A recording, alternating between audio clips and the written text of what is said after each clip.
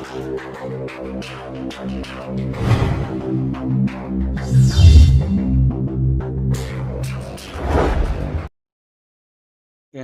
குலதெய்வமான குழந்தாளமனை போற்றி, பெரிய கருப்பணசாமியை போற்றி, அனைவருக்கும் எனது பணிவான வணக்கம். வணக்கம். லக்கணத்தில் சனி பகவான் இருந்தால், எல்லோரும் சனிங்குவாங்க, நான் சனி பகவான் சொல்கிறேன், அவ்வளோதான். அப்போ எல்லாருமே இந்த சனி அப்படின்னாவே ஒரு பயம். ஏன்னா அது ஒரு இருள் கிரகம், அது ஒரு கெட்ட கிரகம் அப்படின்னு சித்தரிக்கப்பட்டுள்ளார். சனி கொடுத்தால் யார் தடுக்குவார்? சனியோட தயவு இல்லாமல் உயிர் வாழ முடியுமா? சனியோட தயவு இல்லாமல் அரசியலில் இருக்க முடியுமா? கேள்விதான். சனி தசை இருந்தால்தான் கோடி கோடியாக சம்பாதிக்க முடியும். சனி தசையில் எத்தனோ பேர் இப்படி நிறைய எடுத்துக்காட்டு ஜாதகங்கள் போடலாம். இப்போ நம்ம இங்கே டிராபிக் என்ன அப்படின்னு கேட்டிங்கன்னா, லக்கணத்தில் சனி. கண்ணை மூடிக்கிட்டு ஒரு 3 லக்கணத்தில் சனி இருந்தால் நல்லதை செய்வியா அப்படின்ட்டுலாம். மகரம், கும்பம், துலாம். மகரத்தை விட கும்பத்தில் கொஞ்சம் நல்ல பலன், கும்பத்தை விட துலாத்தில் நல்ல பலன். சனி வலுத்தால் தான். அப்போ உடனே அங்கே சனி ஆட்சியாக இருக்குது, ஆயில் மட்டும் இருந்தால் போதுமா? லக்னாதிபதி எப்படி கெடுப்பார்? கெடுக்க மாட்டார், கொடுக்கத்தான் செய்வார் எந்த நிலையிலையும். அப்போ எந்த நிலையில் அப்படின்னோடனே நீங்கள் பாவரத்துக்கு அங்கே செவ்வாயை போட்டு கூடவே ராகையும் போட்டு விட்டுருங்க. அப்போ கொடுப்பாரா அப்படின்னா நல்ல பலனும் கொஞ்சம் கம்மியாகும். இதே மாதிரி இதில் இயற்கை சுபரான சுக்கிரனோ குருவோ இணைந்திருந்தால் கொஞ்சம் நல்ல பலன்கள் அதிகமாகும், அவ்வளோதான். அப்போ உடனே சனி லக்கணத்தில் இருந்தால் கெடுத்துருவார்.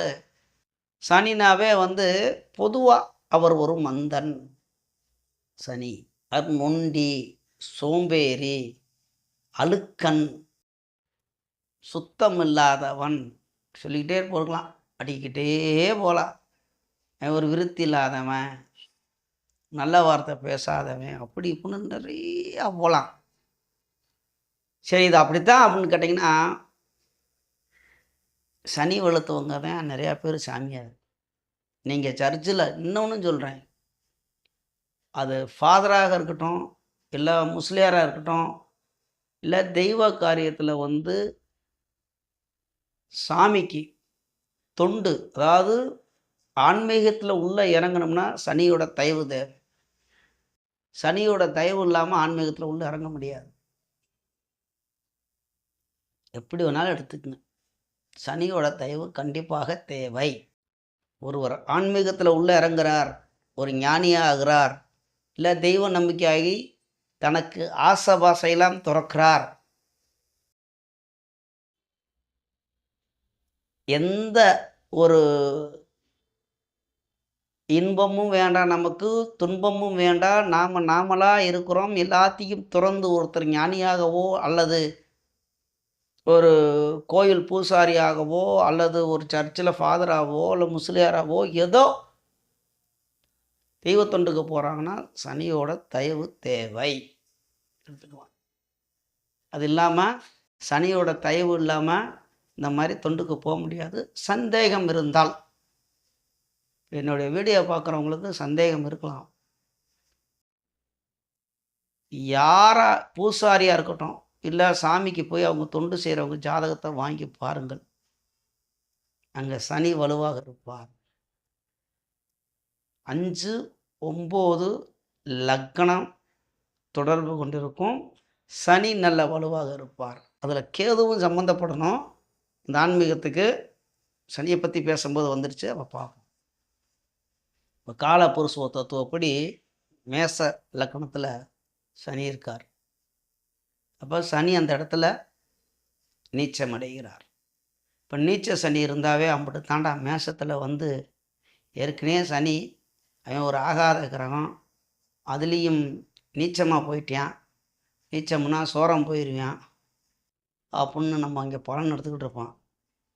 அதே மாதிரி அங்கேருந்து என்னெல்லாம் எழுதியிருக்கு அப்படின்னாக்கும் ஒரு 2-3 இதில் நம்ம பார்ப்போம். அப்படின்னு மூர்க்கன், ஆசாரமற்றவன், விகாரமுடையவன், நோய் சனம் முதலிய பீட உடையவன், கெட்டை வார்த்தை பேசுகிறவன், தரித்திரன், எதிரிகள் உடையவன் அப்படின்னு பிரம்ம மகாரிஷி அப்படிங்கிற ஒரு புஸ்தகத்தில் சொல்லுது.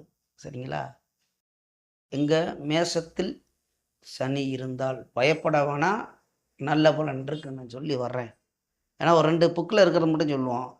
அப்புறம் நிறைய எழுதியிருக்கு. சாஸ்திரம் உடையவன், விரோதமான நடப்பவன், ஈனம் அல்லது ஊன ஸ்திரீகளின் சாவகாசம் பெறுவான். ஈனம்னா கெட்ட ஸ்திரீகள், இந்த ஊனம்னா நொண்டியாக இருக்கவங்க, அந்த மாதிரி பெண்களுடைய தொடர்புலாம் இருக்கும் அப்படின்னா கெட்ட கெட்ட பலனை சொல்லுது. சரி இருக்கட்டும், அது ஒரு லக்கம் இருக்கட்டும். இன்னும் நம்ம படித்தோம்னா நீங்கள் மிரண்டு ஓடி போயிடுவீங்க, மேச லக்கணக்காரங்க. அது ஒரு லக்கம் இருக்கட்டும். இது எல்லாமே எவ்வளோ வேணாலும் கெடுதல் பலன் இருக்கட்டும். அந்த இடத்துல வக்ரம் பெற்றால்,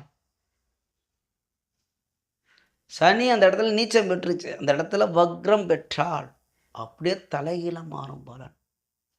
குருவோட இணைந்தால் நல்ல பலன். அப்படியே கீர்த்திமான், அரசன் வந்துடலாம். அரசியல்வாதி, மேசத்தில் சனி இருக்கும்.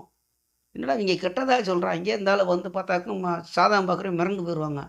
மேசத்தில் சனி நீச்சம் இருந்தால் எப்படி இருக்குன்னா, அவர் வெள்ளையும் சொல்லியுமா வர்றாரு, என்னங்கடா அரசியல்வாதியாக இருக்கார், அரசியல் இருக்கார் அப்படின்னு பார்த்தீங்கன்னா அங்கே வக்கரம் பட்டிருக்கும். இல்லாட்டி குருவோடு இணைஞ்சிருக்கும், இல்லாட்டி குருவால் பார்க்கப்பட்டிருக்கும், இல்லை சுக்கரனோட இணைவுப்பட்டிருப்பார்.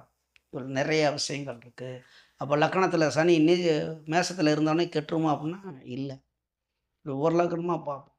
அப்போ ரிஷபத்தில் இருக்குது சனி லக்கணத்துக்கு, இருந்துட்டு போட்டோம். ரிஷபத்துக்கு 9ஆம் இடத்துக்கு அதிபதி லக்கணத்தில் இருக்கிறது உண்மை தானே?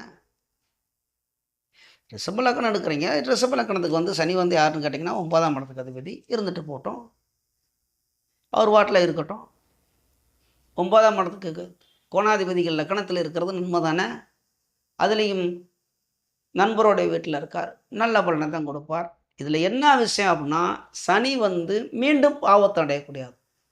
லக்கணத்தில் இருக்கிறது சனி, அது வந்து பாவரோடைய சேர்க்க பெறக்கூடாது. இப்போ ராகுவோட சேர்க்க பெறக்கூடாது, செவ்வாயோட பார்வையோ சேர்க்கையோ பெறக்கூடாது, நீச்ச சந்திரன் தேய்புர சந்திரனை கூட சேர்க்கையோ பார்வையோ பெறக்கூடாது. இந்த மாதிரி இருக்கிற பொழுது தீய பலன்கள் வரும். அப்போ அதோடைய தசாபுத்தி காலங்களில், இல்லை லக்கணத்தில் சனி எல்லாம் எந்த கிரகம் எப்படி வேணாலும் இருக்கட்டும், அதோடைய தசாபுத்திகள் வரலைன்னா அதை பற்றி கவலையப்பட தேவையில்ல. ஏன்னா லக்கணத்தில் சனி இருந்தால், அதே மாதிரி அமாவாசையில் பிறந்தவன், இது ஒன்று இது அப்படித்தான் இருக்கும். அமாவாசையில் பிறந்தால் திருட்டு போய, சனிலாம் திருடேன் அப்படிலாம் அதெல்லாம் கிடையாது. சனி லக்கணத்தில் இருக்கவங்க ஒழுக்கமானவங்க இருக்காங்க, நல்ல வேலை செஞ்சு சம்பாரித்து குடும்பத்தை காப்பாற்றக்கூடியவங்க நிறையா பேர் இருக்காங்க. நம்ம வாட்டில் எழுதிருக்கு, நம்ம படிச்சிருக்கோம், அந்த மாதிரி நாங்கள் பலன் சொல்லிக்கிட்டு இருப்போம். ஜோதிடர் பார்க்க வர்றவங்க ஜாதகத்தில் ஜாதகம் பார்க்க வர்றவங்க நோட்டை விட்டுக்குன்னு பிடிக்கிட்டு போயா நீலாம் என்னத்த சொல்கிற, இந்த ஜாதகர் மோசமானவன்னு சொல்லிக்கிட்டு இருப்போம். இங்கே எழுதிருக்கு மாதத்தில், முதல்ல நல்லா போய் பழகிட்டு வந்தேன் ஜோசியம் சொல்லு அப்படின்ட்டுருவாங்க. அப்போ அதுக்கு தான் வந்து நல்ல கவனமாக பார்த்து பலன் சொல்லணும். இப்போ ரிஷபத்தில் சனி இருக்கிறது ரிஷப லக்கணத்துக்கு நன்மை தான். கொஞ்சம் வேகத்திலே போயிடுவோம். ஒவ்வொன்று இதே மாதிரி தான் வழக்கம். அதே மாதிரி மிதுனத்தில் இருக்கலாம்னா புதனுடைய வீட்டில் நன்மையைத்தான் செய்யும். ஒரே இது இப்போ புதன் கூட லக்னாதிபதியோட சேர்ந்துருக்கார், ரொம்ப நன்மையை செய்வார். அப்போ லக்கணத்துக்கு வந்து 7 8க்கும் 9க்கு அதிபதியும் 9ஆம் அதிபதி எடுங்க, 8ஆம் அதிபதி எடுக்கிறீங்க, சரி 8ஆம் இடத்துக்கு அதிபதி லக்கணத்தில் இருக்கட்டும், அதை பற்றி கவலை இல்லை. அந்த 8ஆம் இடத்துக்கு அதிபதி லக்கணத்தில் இருந்து கொண்டு புதனே அந்த இடத்துல போடுங்க, ஆட்சியாக இருக்கிறார். போதும், புதன் இருந்தாலே போதும். புதன் கூட சேர்ந்த சனி, சனி தசை வருகிறது, வெளியூர் போகிறார், நல்லா சம்பாதிக்கிறார், அவ்வளோதான், சிம்பிள். பிறந்த இடத்துல இருக்க மாட்டார். அப்போ பிள்ளைங்க அந்த மாதிரி வயதிற்கு தகுந்தார் போல் அங்கே கடகத்தில் இருக்கிறார், 7க்கும் 8க்கும் அதிபதி. அப்போ கடகம்னா சந்திரன் வீட்டில் வந்து சனி இருந்தால் பாவர் தான், சந்திரனுக்கு சனிக்கு ஆகாது, கெடுக்கத்தான் செய்வார்னா அவர் வாட்டில் இருக்கட்டும், ஒன்றும் பிரச்சனை கிடையாது. அந்த இடத்துல பாவரோடைய சேர்க்கை இருக்கக்கூடாது, அவ்வளோதான். சரி, அந்த இடத்துல லக்னாதிபதி கூட சேரலாமா அப்படின்னா, லக்னாதிபதியும் 7ஆம் இடத்துக்கு அதிபதியும் சேர்கிறார்கள். இப்படி எடுங்க நீங்கள். இப்போ தாயாருக்கு இதாகிருமா அப்படின்னா, 4ஆம் இடத்துக்கு அதிபதி என்ன நிலையில் இருக்கார், லக்னாதிபதி கூட சந்திரன் கூட சனி சேர்கிறார், அந்த இடத்துலேன்னு எடுப்போம். அப்போ சந்திரனுக்கும் சனிக்கும் ஆகாது, நீங்கள் 8ஆம் இடத்த அதிபதியாக இருக்கிறீங்களா, 7ஆம் இடத்துக்கு அதிபதியாக இருக்கிறீங்களா? 7ஆம் இடத்துக்கு அதிபதி லக்னத்தில் இருப்பது நன்மையே. அந்த இடத்துல சந்திரன் ஆட்சியாக இருக்கிறார், சுபக்கிரகமாக இருக்கிறார், தாயார் நன்றாக இருப்பார். இப்படி உங்களுக்கு சந்தேகம் இருந்தால், அப்படி கடகம் லக்னத்தில் பிறந்து சந்திரனும் கடக ராசி கடக லக்னத்தில் பிறந்தவர்கள் சனி அங்கு இருந்து சனி தசையில் கெடுக்கப்பட்டிருந்தால் என்கிட்ட அனுப்புங்க ஜாதகத்தை. கெடுக்க மாட்டார். இதுலேயும் குரு பார்க்கிறார், சூப்பர், சொல்லவே வேணாம், நல்லா பலன். பயப்பட வேணாம். நான் ஏன் அதை சொல்லிக்கிட்டு வர்றேன், வீடியோ போடுறோம் அப்படின்னா, லக்கணத்தில் சனி இருந்தால் எவ்வளவு தரக்குறைவாக பேச முடியுமோ அவ்வளோ தரக்குறைவாக. பேரே சனி பகவானப்பா. சனி பகவான் வந்து ஒரு சர்ச், ஒரு நீதிமான், ஒரு நீதி அரசர். நானா சொல்கிறேன்னா சனி பகவான் யாருன்னா கருப்பசாமி. நீ போய் கருப்பட்ட போய் மட்டும் வேண்ட, கருப்பா என் சொத்தெல்லாம் பிடிங்கிட்டா நீ கேளு, அங்கே தானே போய் கேட்குறீங்க. அவனை தூக்கு, கை காலை ஓட. அந்த கருப்பந்தாப்ப அந்த சனி பகவான் எப்படி வராரா? ஒரு ஐயப்பன்ட்ட போகிறீங்க, ஐயப்பான்னு எல்லாம் இதோடைய காரணத்தை வரும். அப்போ சனி பகவான் லக்னத்தில் இருக்கும் பொழுது நல்ல நிலைமையில் நல்ல கிரகத்தில், அதாவது சுபக்கிரகங்களோட சேர்ந்து இருந்தால் நல்ல பலனை செய்கிறார். சரி, அவர் பாவரோடு சேருகிறார், அவர் கர்மா வினைகளுக்கு தகுந்தார் போல் தசாபத்தி வல்ல, அதை பற்றி கவலையப்பட வேணாம். லக்கணத்தில் இருந்துட்டு போட்டோம். லக்னாதிபதி வலுவாக இருந்தால் போதும். லக்னாதிபதி ராசிக்கு அதிபதிகள் 2 பேர் நல்லா இருந்து லக்னம் ராசி வலுவாக இருந்தால், அப்போ லக்கணத்தில் சனி இருந்தால் அது பாவம் ஆகி போச்சு இல்லையா? அப்படின்னா லக்னாதிபதி எங்கே இருக்கிறார்? நிறைய விஷயம் இருக்குது. இப்போ கடகத்தை பற்றி பேசும்போது சந்திரனை குரு பார்க்கிறாரா, இல்லை சந்திரன் எங்கே இருக்கிறார்? வளர்புற சந்திரனா தேய்புற சந்திரனா எடுத்துக்கலாம். அதே மாதிரி குருவு தொடர்பு கொள்கிறதா அப்படிங்கும்போது அப்போ சனியை பற்றி நீங்கள் கவலைப்பட வேண்டாம். சிம்மத்தில் இருக்கார். சிம்மத்தில் 6க்கு 7க்கு அதிபதி, 6ஆம் இடத்துக்கு அதிபதி லக்கணத்தில் இருந்தாக்கும் ரொனாண்டோக சத்ருவலாக வரும், எதிரிலாம் வருவாங்க அப்படின்னாக்கும் அங்கேயும் 6க்கும் 7க்கும் அதிபதியாக வருகிறார். கடகத்துக்கு 7க்கு 8க்கு அதிபதியாக வர்றாரு, சிம்மத்துக்கு 6க்கும் 7க்கும் வர்றார். நீங்கள் அப்படியே 7ஆம் இடத்துக்கு அதிபதி லக்கணத்தில் இருக்கும்போது மனைவி கணவனும் நல்லா ஒற்றுமையாக இருப்பாக, அன்பாக இருப்பார்கள். இப்படி எடுங்க. பாவரோடைய சேர்க்கவற்று அந்த இடத்துல இப்போ சூரியன் கூட சேருது. ஆஹா, சூரியன் சிம்ம லக்கணம், சூரியன் ஆட்சியாக இருக்கிறார். அப்பனுக்கும் பிள்ளைக்கு ஆகாதாங்குவோம். அங்கே அப்பனும் பிள்ளையும் இனவரையாமல் இருப்பாங்க. அங்கே அந்த இடத்துல சூரியன் ஆட்சி, அப்பனும் பிள்ளையும் அவ்வளோ பாசமாக இருப்பாங்க, அப்பா பிள்ளை. லக்கணத்தில் சனி இருந்தால் அந்த இடத்துல லக்னாதிபதியும் 7ஆம் இடத்துக்கு அதிபதியும் கூட இணைகிறார்கள். கணவன் மனைவி குடும்பமே நல்லா இருக்கும்.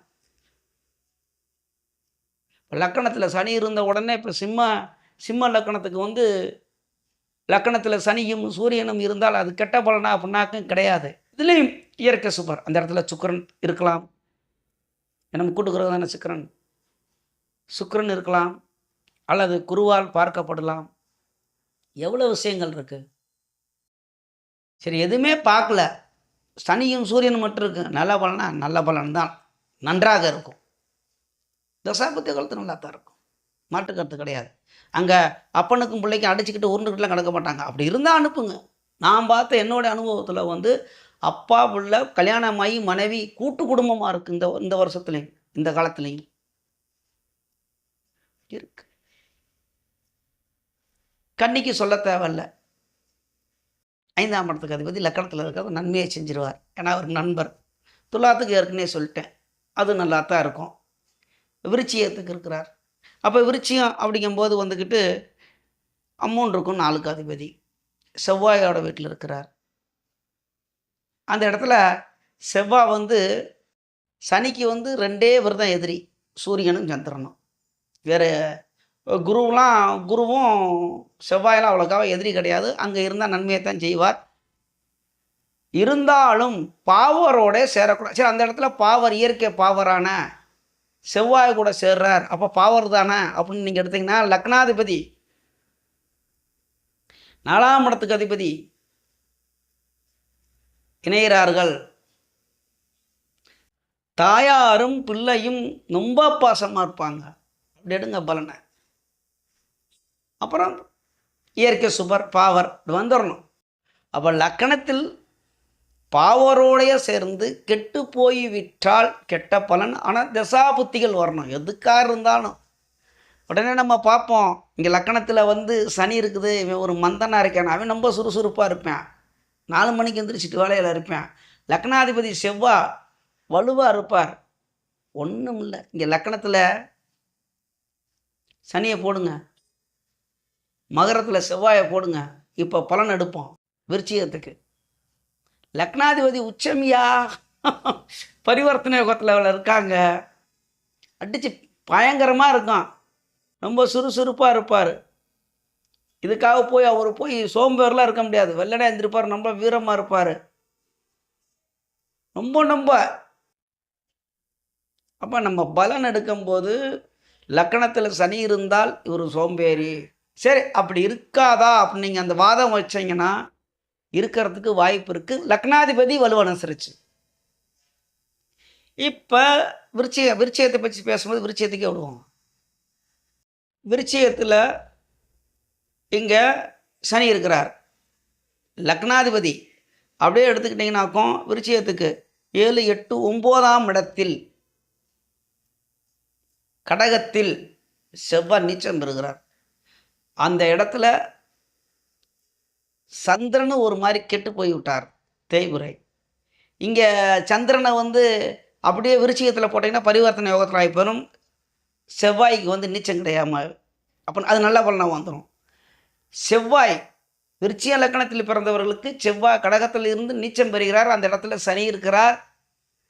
வீடு கொடுத்த சந்திரனும் தேய்புர சந்திரனாக இருக்கிறார். அந்த இடத்துல சந்திரனும் ஒரு மாதிரி ராகு கூடையோ இந்த மாதிரி சேர்ந்து போகிறார். தேய்புர சந்திரனாக இருந்தால் இந்த விருச்சிக லக்கணத்தில் இந்த மாதிரி கெட்ட பலன். இங்கே சோம்பேறி, ஒன்றுக்கு ஆகாதவன், உதவாக்கரை எடுத்துக்கலாம், நீச்ச சுபாவம் உள்ளவன், கெட்ட சுபாவம் உள்ளவன், அடுத்தவன் உழைப்பில் பிடுங்கி திங்கிறவன், எந்திரிக்க மாட்டேன், ரொம்ப சோம்பேறின்னு எடுத்துக்கலாம். அந்த அடுத்த ஒரு மனைவியை விருப்பம் உள்ளவன், இப்படி போய்கிட்டே இருக்கலாம். ஆனால் இன்னும் மீண்டும் சொல்கிறேன், அந்த இடத்துல செவ்வாய் நீச்சமாகி போயிட்டால் சந்திரனுடைய வலுவை பார்க்கணும். சந்திரன் உச்சம் பெற்றாலோ அல்லது சந்திரன் விருச்சிகத்தில் இருந்தாலோ அல்லது சந்திரன் கடகத்திலே இருந்தாலும் பலன் மாறும். அதே மாதிரி விருச்சிகத்துக்கு 7ஆம் இடத்தில் இருந்து சுக்கிரன் ஆட்சி பெற்று இந்த சனியை பார்த்தாலோ பலன் மாறும். குருவால் பார்க்கப்பட்டாலோ குரு இணைஞ்சாலோ பலன் மாறும். இப்படி நிறைய விஷயங்கள் பார்த்து தான் பலன் எடுக்கணும். அப்போ லக்கணத்தில் சனி இருக்கிறார், அம்பிட்டு தாண்டா நீ முடிஞ்சு போயிட்ட அப்படின்னு இங்கே பலன் எடுத்துக்கிட்டு இருப்போம். அங்கே எதிர்த்தாப்படி உட்காந்துருக்கவங்க நம்மளை சில பேர்லாம் வந்து கோவக்காரங்களாக இருந்தால், எதுவும் விருச்சிகத்தை பற்றி பேசும்போது எனக்கே கோவம் தான் வருது. விருச்சிகம்னா கோவக்காரங்க, டப்புன்னு காதை சேர்த்து அடிச்சு போடுவாங்க. நீ என்னடா சொல்கிற சோதிடம் அப்படின்ட்டுருவாங்க. ஏன்னா விருச்சிகம் மேசம்லாம் கோவக்காரங்க, ஏற்கனவே டென்ஷன் பாட்ரி. அப்போ லக்கணத்தில் சனி இருக்குது அப்படின்ன உடனே வாய்க்கு வந்த மாதிரிலாம். ஆனால் இங்கே எழுதியிருக்கு, அவனா அதுக்குன்னு துண்டாவே ஒரு புஸ்தகம் வச்சுருக்கேன், இதில் எழுதியிருக்கு. ஏன்னா ஒவ்வொரு லக்கணத்துக்கும் ஒவ்வொரு வீடியோவை கூட போடுவோம். இப்போ நான் பொதுவாக ஒரு சின்னதாக சொல்லியிருக்கேன். அடுத்த மேசத்தில் சனி இருந்தால் அப்படின்னு ஒரு வீடியோ போடுவோம், ரிஷபத்தில் சனி இருந்தால்னு போடுவோம். அதில் ஒவ்வொன்றுக்கும் எங்கு எப்படி இருக்கிறார், இப்போ அந்த லக்கணத்துக்கு அவர் எங்கு இப்போ 2ஆம் இடத்துல இப்படி இருந்தால் என்ன பலன், 3ஆம் இடத்துல இருந்தால் என்ன பலன், இப்படி பார்ப்போம். சரிங்களா? அது போடுவோம் கண்டிப்பாக. இப்போ ஒரு ஓரலாக ஒவ்வொரு லக்கணத்துக்கும் போகணும். ஏன் அப்படின்னா, ஒருத்தர் வந்து இதுக்கு இந்த வீடியோ நான் போடுறதுக்கு காரணம் என்ன அப்படின்னா, லக்கணத்தில் சனி இந்த மாதிரி நீச்சம் பெற்றவரோட சனி தான், அவருக்கு சனி தசை வரப்போகுது. அவர் மிரண்டு, அதாவது தொழில் தொடங்க போகிறாரு, தொழில் தொடங்கிட்டார், சனி தசை வரப்போகுது, அதுக்கு அடிக்கல் நாட்டிட்டார், மிரண்டு அழுதுகிட்டு புரண்டுக்கிட்டு வர்றாருங்க நம்மள்கிட்ட. ஐயா அந்த மாதிரி நான் என்னன்னா, ஐயா நல்லது இருக்கு, தொழில் தொடங்க போகிறீங்க, உங்களுக்கு வேலைக்கு ஆளுங்கலாம் வரப்போகுது, அப்படி இப்படி நல்ல பலன் சொல்கிறேன். நிமிர்ந்து உட்கார்றாரு. என்னங்கய்யா நீங்க இப்படி சொல்கிறீங்க? இங்கே தொழில் தொடங்காத, தொழில் தொடங்கினா எல்லாம் நஷ்டமாகி போயிரும், நாசமா போயிரும், நீசமா போயிரும்ன்ட்டு கிடக்குறாங்க. ஒருத்தர் கேள்விப்பட்டு இங்கே வந்திருக்கேன். அப்படிங்கும்போது, யார்யா சொன்னது? நீச்சம் தான் பெற்றிருக்கு, அங்கே வக்கிரம் பெற்றிருக்கு. அள்ளி கொடுக்கும். இப்போ அதான் பலன்.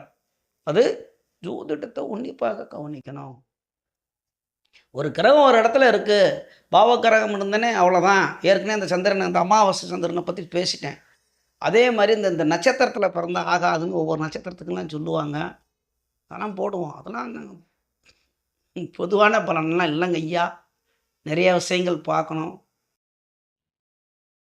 என்ன சாரம், சாரத்தையும் பார்க்கலாம். அதை பற்றி சில சில கருத்துக்கள் அது அதுக்குள்ளே உள்ளே போவோன்னா, அதில் போனோம்னா நம்ம இதாயிரும். நம்மதிலே போவோம். இந்த மாதிரி வீடு கொடுத்தவன் லக்னாதிபதி, ராசிக்கு அதிபதி 5, 9 வலுப்பட்டிருந்தால் ஒன்றுமே பார்க்க தேவையில்லை. என்ன கஷ்டம் வந்தாலும் வீடியோவில் வந்துடுவார். லக்னாதிபதி, ராசிக்கு அதிபதி 5, 9 அவர் வாழ்க்கைக்கு தேவையான அனைத்தும் கிடைக்கும். உடனே நம்ம இந்த வீம்புக்கு மருந்து கிடையாது, வாதத்துக்கு, அதாவது வியாதிக்கு மருந்து இருக்குது, வாதத்துக்கு இங்கே மருந்து கிடையாதுன்னு சொல்லுவாங்க எங்கள் ஊர் பக்கம் கிராமத்தில். வீம்புக்கு என்ன வேணாலும் பேசலாம். அப்போ இப்படி சொன்னோன்னா 7ஆம் இடத்துக்கு அதிபதி கெட்டு போயிட்டேன், சுக்கிரன் கெட்டு போயிட்டேன், பொண்டாட்டி இல்லாமல் நடா வாழ்க்கை வாழ்கிறது அப்படின்னு சொல்லிடக்கூடாது. எல்லா 12 கட்டங்களையும் பார்த்து தான் பலன் எடுக்க முடியும் என்னென்ன இருக்குன்னு. இப்போ லக்கணத்தை பற்றி பேசும்போது இப்படி 5, 9 வந்துடுது. சரிங்களா? அப்போ தனுசு, மீனம் இது குருவோட வீடு. அது அங்கே இருக்கிறார். பரிவர்த்தனை யோகத்தில் இருந்தாலும் நன்மை தான். குருவோட வீட்டில் இருக்கார். இந்த இடத்துல குருவே ஆட்சியாக இருக்கிறார். ஒன்றும் சொல்ல தேவையில்லை, நல்ல பலன் தான். இப்போ 12 லக்கணத்துக்கும் இப்போ நம்ம ஓரலாக தான் சொல்லியிருக்கேன். ஒவ்வொரு லக்கணத்துக்கும் கமெண்ட் பண்ணுங்கள். ஒவ்வொரு லக்கணத்துக்கும் ஒவ்வொரு வீடியோ போடலாம். ஆனால் இப்போ நம்ம லக்கணத்தில் சனின்னு தான் போட்டிருக்கோம். ஏன்னா மேசத்தில் சனி அப்படி போடுவோம், ரிஷபத்தில் சனின்னு போடுவோம். தாராளமாக ஒவ்வொன்று பேசலாம். மேச லக்கணத்துக்கு சனி என்ன செய்வார் அப்படி எடுப்போம். ரிஷபத்துக்கு சனியோட பலன் அப்படின்னு போடுவோம். ஒவ்வொன்றுக்கும் போடலாம். அப்போ எந்த ஒரு பாவக்கிரகங்களாக இருந்தாலும், என்னைய கேட்டால் 9 கிரகம் இருக்குது. 9ல் 7 கிரகத்துக்கு சொந்த வீட்டுக்கு, சரி 9 கிரகத்தை வச்சு பேசுவோம். 9 கிரகமும் நல்ல கிரகம்தான், 9 கிரகமும் கெட்ட கிரகம்தான். என்னையா சொல்கிற அப்படின்னீங்கனாக்கும், நல்லது கெடுக்க, அதாவது கொடுக்கக்கூடிய இடத்துல இருந்தால் கொடுக்க செய்வார், கெடுக்கக்கூடிய இடத்துல இருந்தால் கெடுக்க செய்வார். ஜாதகத்தை பார்த்து பலன் சொல்க.